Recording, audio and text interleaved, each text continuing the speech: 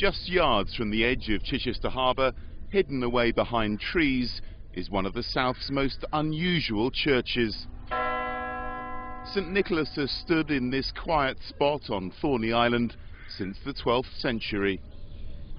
It's a unique place and the beauty of it is just unsurpassed.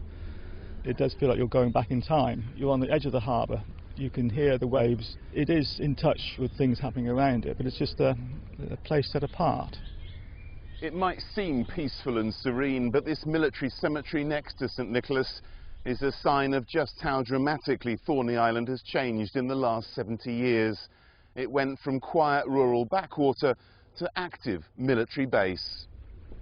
The military first arrived in 1936 when Thorney Island became an RAF base. The island was cleared, its people moved away, and many of its buildings were demolished.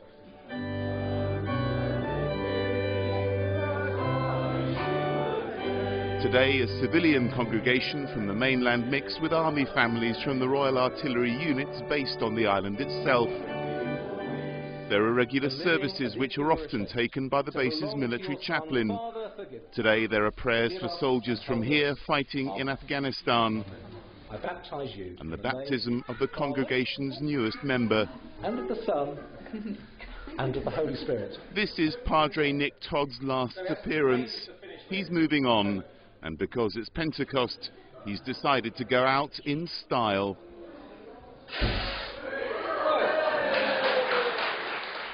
It's a lot busier than you might think for such a small historic building. The fact it's been kept open is so that it can be used by those walking, by those who work on the island, by people who just stumble across it.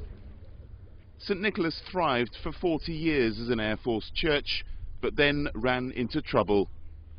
There was a time when the Royal Air Force left, and there was a gap of some 8 years before the Army came in. And during that time there was a possibility that the church would be redundant. A small but dedicated band of worshippers fought to keep the church open and succeeded. But their struggle wasn't over. The next threat came from a leaking roof. Again the congregation rallied and raised more than £200,000 to repair the roof. St Nicholas was saved.